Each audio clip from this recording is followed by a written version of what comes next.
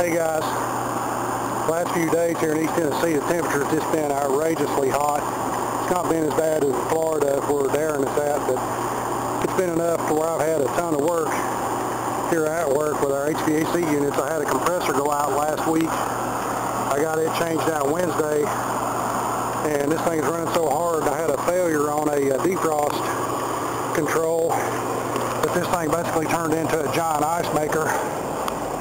You can kind of see the evaporator now. It had a good 10 inches of ice on it an hour ago. I've got the outer panel off of it now so that the ambient air is drawn across it, melting all the ice. But this control sits here on the end of the coil, supposed to shut the compressor circuit down whenever it detects a little bit of frost. But evidently it's down too low on this section of the coils. This is actually a 2-partition refrigeration circuit, and the other one I had some difficulty with, and I'm working on it now. But this should have caught that ice and shut the unit off, but evidently it's sitting too low, so I'm going to relocate it up more toward the center of the coil once this thing is defrosted. But that's one reason I've not been putting a whole lot of videos or anything up, because after work, being on the roof all week with this stuff,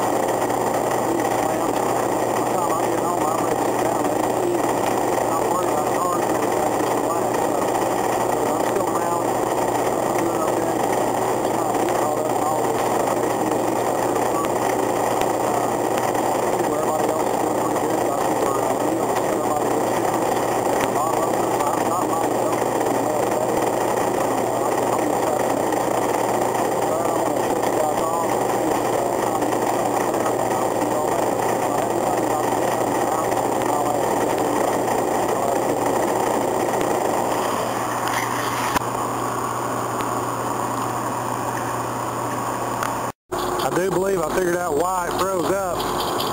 The fan belt is worn down to the point where it's gotten loose and the fan's only turning about half the RPMs that it should.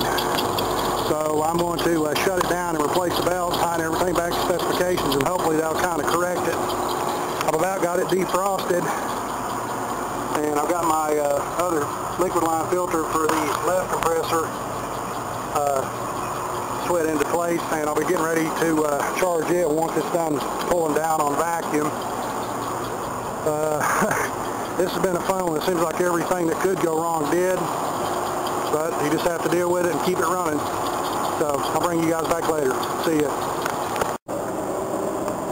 Hey guys, figured I'd give you guys a shot of what it's like on my drive home from work every day. It's about a 45-minute drive.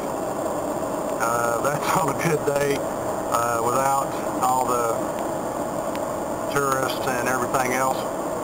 So afternoons is usually about 50 minutes. In the mornings it's about 40, 45, depending on what time I get started. I'm usually at work by 7 a.m. So I've been watching everybody else's videos. I see where everybody's got stickers and stuff. I got mail yesterday as well. When I get home, I am going to be going to the garage this evening and putting a video together showing you the mail and stuff that I've gotten this week.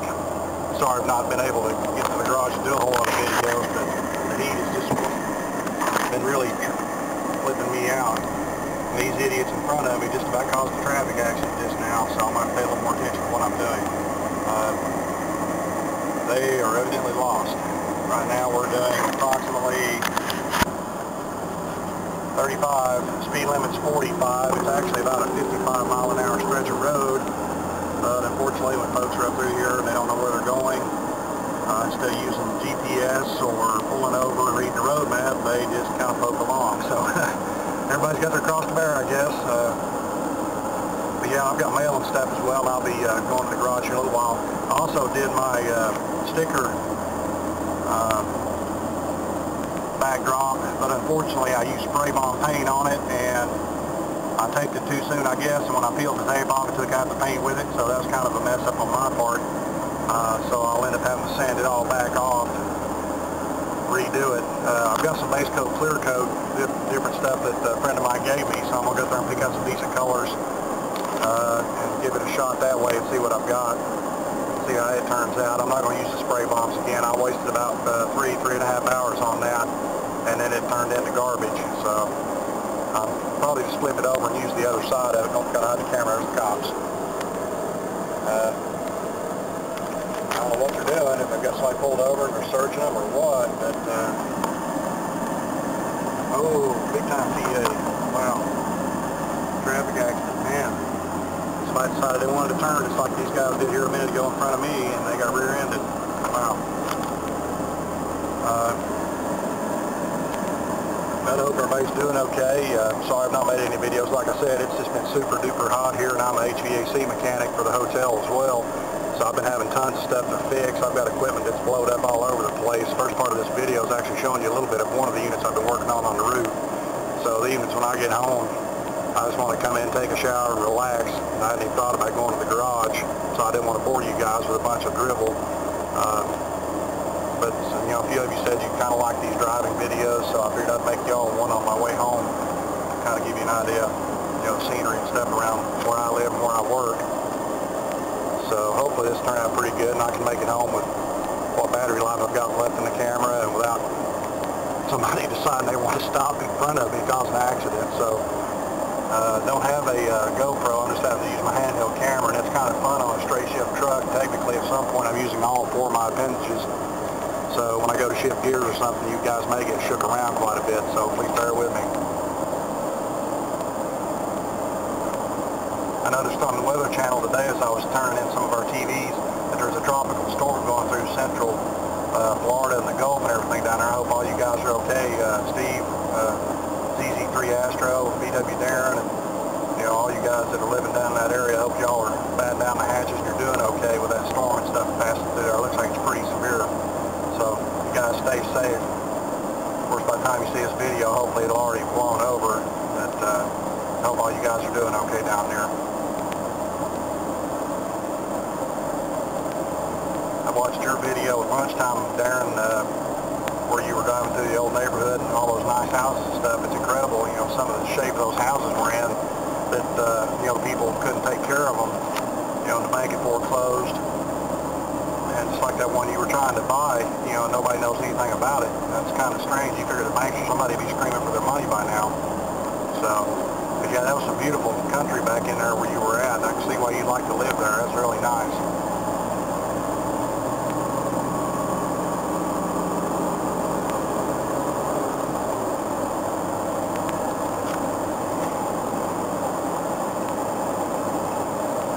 This is a little unincorporated city called Pittman Center. It's on the way between Newport and Gatlinburg. You got to kind of watch your traffic speed through here, though. They like to give out tickets. That's one of their deals. You come through here, they'll probably catch you if you're doing more than about 5 or 10 over the speed limit. You're going to get busted. As a matter of fact, when you first enter each end of their city limits, there's a sign posted that says enhanced traffic enforcement the next 10 miles. So I'm not sure what their vernacular means. You know, in my vernacular, that kind of says speed trap. But you know, I'm sure that's probably not what they meant, but that's kind of the way I take it.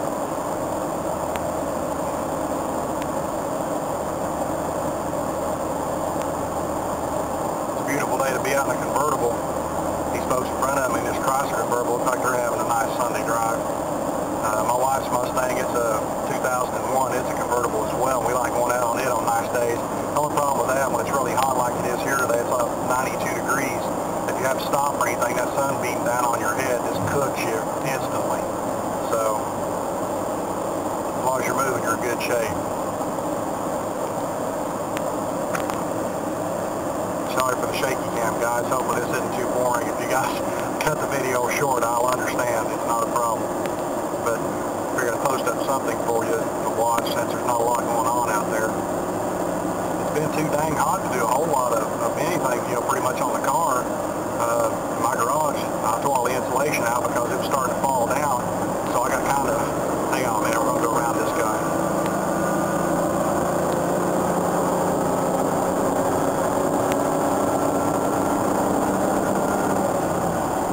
It's gotten so hot up there without any insulation stuff in the roof, it's almost as hot outside as it is inside. Or, I'm sorry, I said that backwards. It's almost as hot inside the garage as it is outside, so, you know, it's 90 plus degrees and you're not even doing anything, you're breaking the sweat. It's kind of hard to get into it and do a whole lot. So, Darren, buddy, I don't know how you do it when it's, you know, 90, 100 degrees down there and you get up there and still manage to get stuff done in your garage. You're my hero, buddy. I just don't know how I guess you're accustomed to the heat or something. I guess I'm just a wimp and I can't handle it. I guess being an HVAC guy, I'm used to the air conditioning. Of course, there's a lot of areas I have to get into to work that aren't air conditioned until I repair it. But you're tougher than nails, dude. I don't think see how you can handle it. I can't. Of course, tonight's the Mumble chat at 8 Central Time, so I'll definitely try to be on there and talk to everybody. If you guys haven't gotten on there yet, go to 265 Chevy's channel and PM him, and he'll give you all the information, how to get signed up, get in there. It doesn't cost you anything.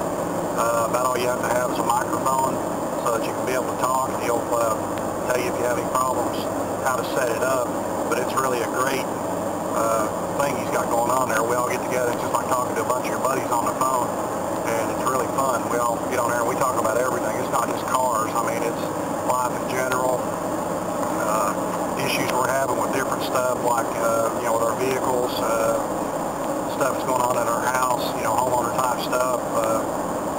We don't really get into politics or anything like that a whole lot, but, I mean, just any and every topic is basically on there. If you got a question or something you want to ask one of the guys, that's definitely the place to go, because everybody is in there and talking freely, and it's just a great time. We really enjoy it. So if you've not been through there yet or tried that out, you definitely need to go give it a shot and see what you're missing.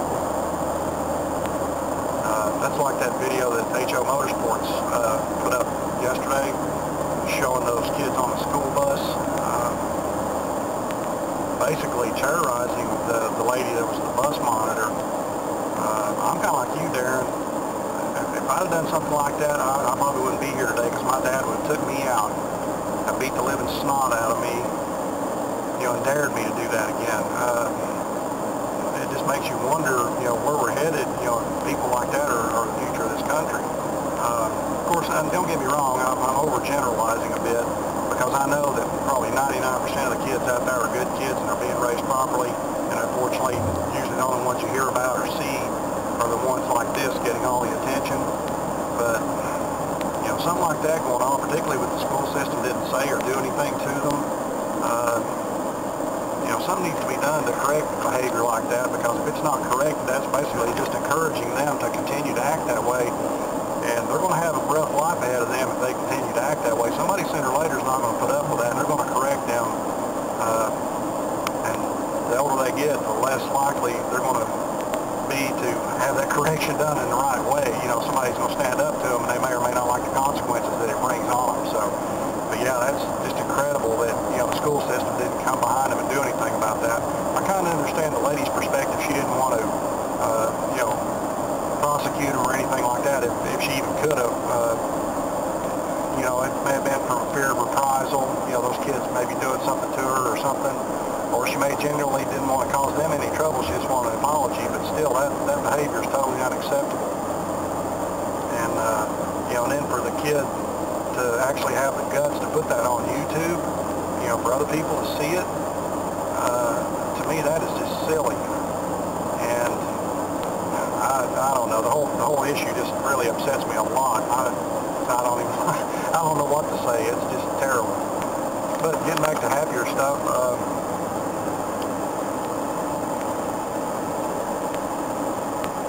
my kid has gone to the, I think they said Carolina Beach this week with my sister and her family, her 2 daughters and her husband and some of their extended family, so they're all having a good time.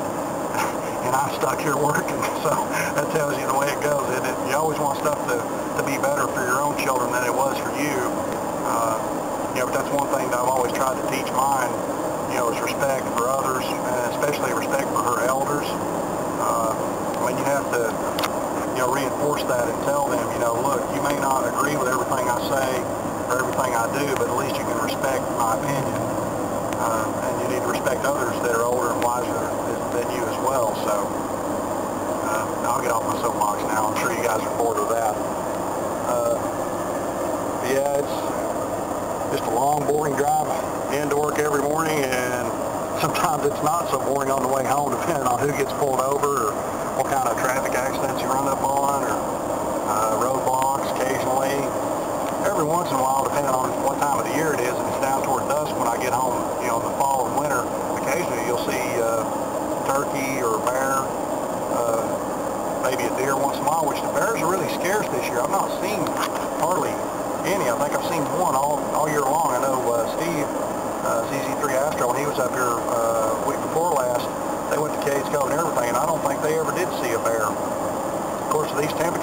like this, you know, I'm sure they're trying to stay in and stay cool as much as they can, because them being black bears, they just absorb the heat. So I'm sure that they're foraging for food.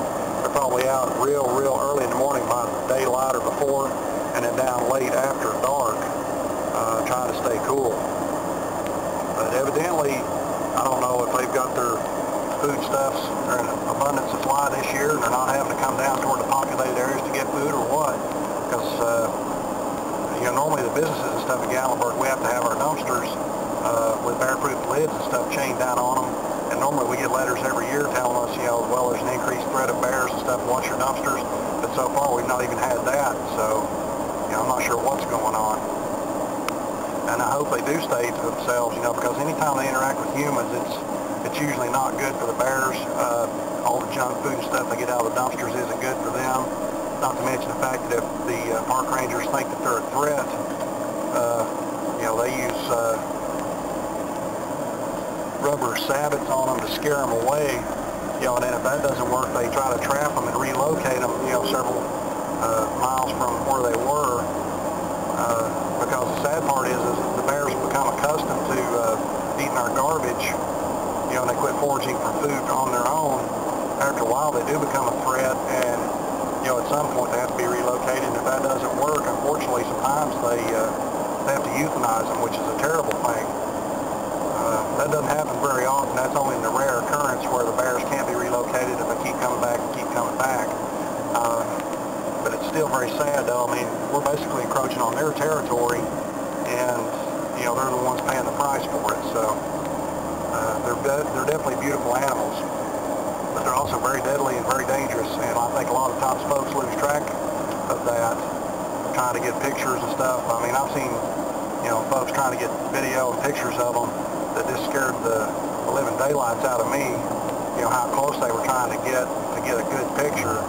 You know, yeah, they look all cuddly and everything, even when they're babies, but, you know, those folks don't realize even at 50 or 100 pounds, you know, they've got 3-inch claws already, and they'll go through you like a hot knife through butter.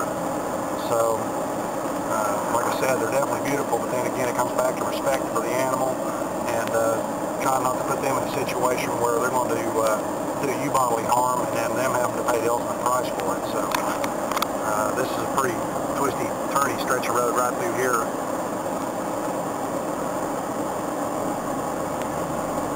Of course, we got local vendors and stuff that set up beside the road, sell fruits and vegetables and stuff. Well, I'm going to shut you guys off. My phone's ringing.